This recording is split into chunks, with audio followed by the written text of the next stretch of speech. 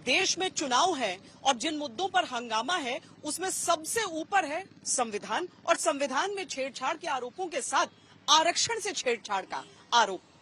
आज श्वेत पत्र में हम यही समझने की कोशिश करेंगे कि जमीन तक आरक्षण का ये मुद्दा कितना सुलग रहा है।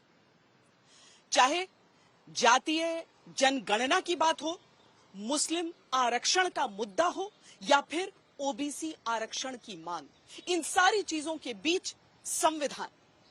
पेश है इन्हीं मुद्दों पर श्वेत पत्र।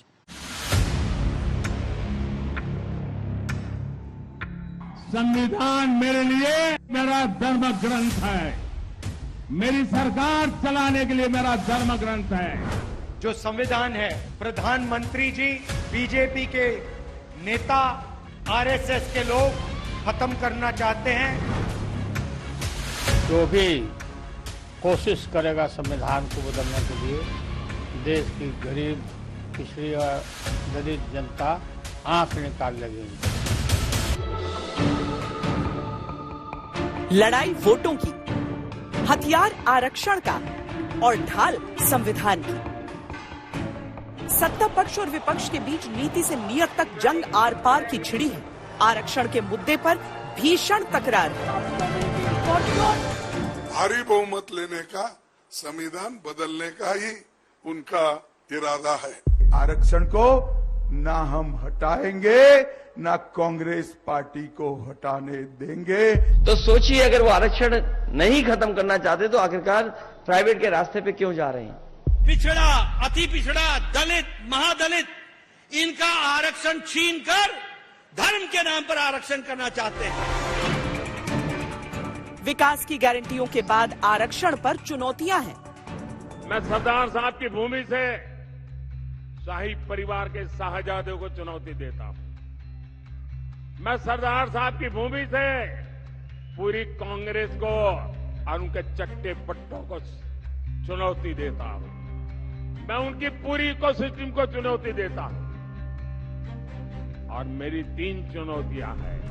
क्योंकि जो किसानों की जमीन, न्याय के वादों के बाद आरक्षण पर खुले टकराव के इरादे हैं। किसानों को ये इस देश में ये गरीबों को अधिकार देता है, ये गरीबों की रक्षा करता है, प्रोटेक्शन देता है, उनके भविष्य की देखभाल करता है और देश में उनकी आवाज और उनका जो जीने का तरीका है उसकी रक्षा करता है।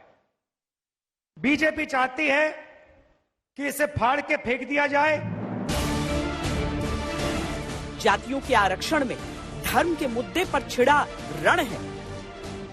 कांग्रेस नेतृत्व की इंडी गठबंधन की सरकार बनेगी तो वह अल्पसंख्यकों को उनकी रुचि के हिसाब से खान पान की स्वतंत्रता देंगे। अब मैं पूछना चाहता हूं, ऐसी कौन सी रुचि है मुस्लिम समाज की जो हिंदुओं से अलग है? बीजेपी अगर खुदा ना खास्ता दोबारा बरसरे इख्तिदार आती है तो आपका यानी मुस्लिम अक़लियत का रिजर्वेशन खत्म करेगी। आरक्षण का हितैषी बनने के लिए अपनी अपनी होड़ है, अपना अपना प्रण है। जब तक बीजेपी है, जब तक मोदी है, बाबा साहब आंबेडकर ने, भारत के संविधान ने एससी, एसटी, ओबीसी और सामान्य वर्ग के लोगों को जो आरक्षण दिया है उसकी पूरी रक्षा की जाएगी। కొన్ని స్పష్టంగా మన ఉద్యోగాలు 4%, as they are deserving, will protect, there is no second thought. ఎందుకు ఈ రోజు ముస్లిమ్స్ లో కూడా పేదరికం ఎక్కువ ఉంది. तीसरे चरण की वोटिंग के पहले चुनाव प्रचार में आरक्षण का मुद्दा नाक की लड़ाई क्यों है? आरक्षण वोट के लिए जरूरी क्यों बन चुका है? आरक्षण में मुसलमान मुद्दा कैसे बने? क्या जातिगत आरक्षण की काट मुस्लिम आरक्षण है? क्या आपको लगता है कि अगर बीजेपी फिर से आई तो संविधान बदल देगी? बिल्कुल माहौल के अनुसार अगर संविधान में चेंज की जरूरत है तो वो बिल्कुल जरूरी है। राजनीतिक स्टंट होते हैं, वो तो आप सभी लोग समझते हैं। मुझे ऐसा नहीं लगता है कि बीजेपी के आने से संविधान बदल जाए। डराने के लिए कह रहे हैं? बिल्कुल डराने के लिए कह रहे हैं। हम सब पढ़ रहे हैं, वो भी पढ़ रहे हैं, हम भी पढ़ रहे हैं, हर कास्ट का आदमी पढ़ रहा है, राइट? तो क्यों है आरक्षण? नहीं, ऐसा पॉसिबल नहीं है। आजादी के बाद से देश में अलग अलग विचारधाराओं के दलों की सरकारें बनी, लेकिन आरक्षण का मुद्दा ज्वलंत रहा। इस बार तो आरक्षण के मुद्दे के साथ फर्जी वीडियो भी चल निकले। 16 साल से हमने आरक्षण को कभी छुआ नहीं है, न छूना चाहते हैं। ये डेस्परेट है, इसलिए मेरे वीडियो को भी उन्होंने एडिट कर गलत तरीके से लोगों के बीच में डालने का प्रयास। आरक्षण के मुद्दे ने कई बार अतीत में सरकारें गिराई और बनाई हैं। वोट की सामाजिक व्यवस्थाएं बदली हैं। राजनीति को यह मुद्दा सुहाता है, लेकिन अंतिम निर्णय जनता का होता है। ये लोकसभा चुनाव जो हो रहे हैं वो एआई के दौर के चुनाव हैं और इन चुनावों की शुरुआत से पहले एक कंसर्न इस चीज को लेकर उठा दिया गया था कि इन चुनावों में सावधान रहिए कि क्या सही और क्या गलत जानकारी सामने पेश आ रही है, और हुआ भी वही। और देखिए ना, आरक्षण के ही मुद्दे पर एक फर्जी वीडियो, वो भी गृह मंत्री का सामने आया। भारतीय जनता पार्टी की सरकार बनेगी तो एक गैर संवैधानिक मुस्लिम रिजर्वेशन को हम समाप्त कर देंगे। भारतीय जनता पार्टी की सरकार बनेगी तो एक गैर संवैधानिक एससी, एसटी और ओबीसी का है वो रिजर्वेशन को हम समाप्त कर देंगे।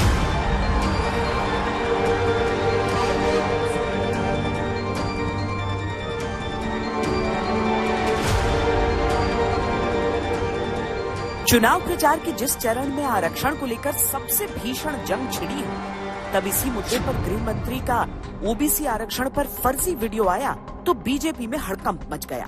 क्योंकि आरक्षण जैसे संवेदनशील मुद्दे पर एक बयान क्या क्या कर सकता है, इसका अंदाजा भारतीय जनता पार्टी को खूब है।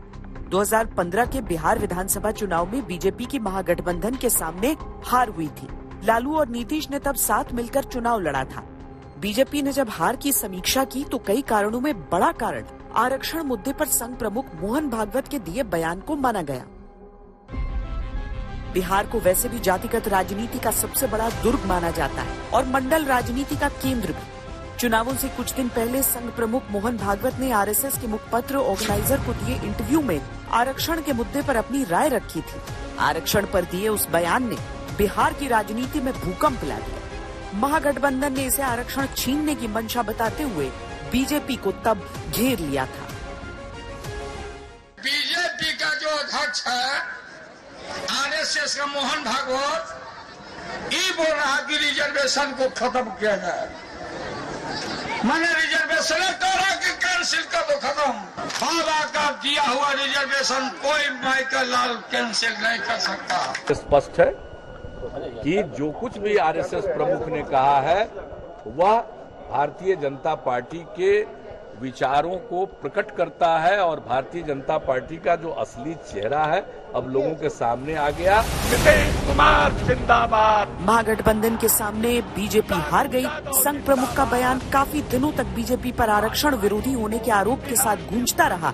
इसीलिए जैसे ही इस बार गृह मंत्री का वीडियो आया, उसके कुछ ही घंटों के अंदर उन्होंने इस पर स्पष्टीकरण पेश किया। फिर एक प्रेस कॉन्फ्रेंस करके अपना पक्ष असली और फर्जी वीडियो के साथ सामने रख दिया। तो एक गैर संवैधानिक मुस्लिम रिजर्वेशन को हम समाप्त कर देंगे। उनकी हताशा, निराशा इस स्तर पर पहुंच गई है कि उन्होंने मेरा और कुछ भाजपा नेताओं का फेक वीडियो बनाकर सबके बीच में सार्वजनिक किया।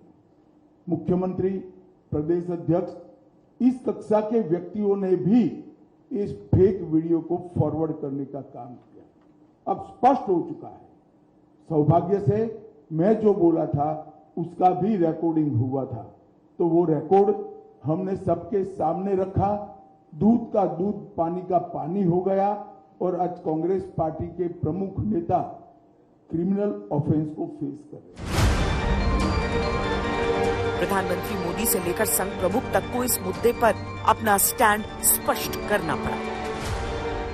SC, ST, OBC और सामान्य वर्ग के गरीब, उनको जो आरक्षण मिला है संविधान के तहत मिला है, बाबा साहब आम्बेडकर के आशीर्वाद से मिला है, उसमें रत्ती भर भी कोई लूट नहीं सकता है।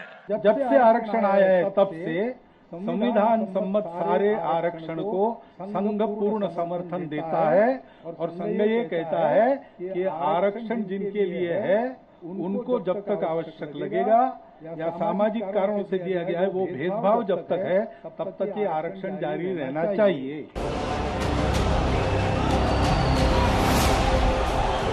आरक्षण के दायरे में आने वाला ओबीसी का बड़ा हिस्सा बीजेपी को वोट करता है और बीजेपी का विपक्ष पर वोटों के लिए आरक्षण जैसे मुद्दे पर फर्जी वीडियो प्रसारित करने का आरोप है कि कांग्रेस ने एक ऐसा हथकंडा अपनाया है, डीप फेक जैसा, जो एक बिल्कुल ही डेमोक्रेसी के लिए बहुत बड़ा खतरा है। ऐसी चीज का उपयोग करके माननीय गृह मंत्री श्री अमित शाह जी का एक डीप फेक वीडियो निकाला, अपने ऑफिशियल हैंडल पे कांग्रेस के झारखंड और तेलंगाना यूनिट्स ने निकाला है। ये बहुत गलत है। कांग्रेस कभी भी कॉन्स्टिट्यूशन और डेमोक्रेसी में विश्वास नहीं रखती है, इसलिए इस तरह के हथकंडे अपनाती है। वीडियोस बनाने का एक्सपर्टाइज उनके पास है, सोशल मीडिया से लोगों को बदनाम करने का उनके पास आइडियाज रहते हैं। जो भी लोगों को इमेज को बर्बाद करने का काम वो लोग करते हैं। हम कभी किए नहीं, करने वाले नहीं। हम तो सिर्फ यही देखते हैं कि मुल्क एक रहे। फर्जी वीडियो मामले में कानूनी कार्रवाई भी की गई, कुछ लोग गिरफ्तार किए गए, कई लोगों को समन भेजा गया, लेकिन डीप फेक और फर्जी वीडियो एक चुनौती साबित हो रहे हैं। कम से कम चुनावों के समय तो निश्चित ही।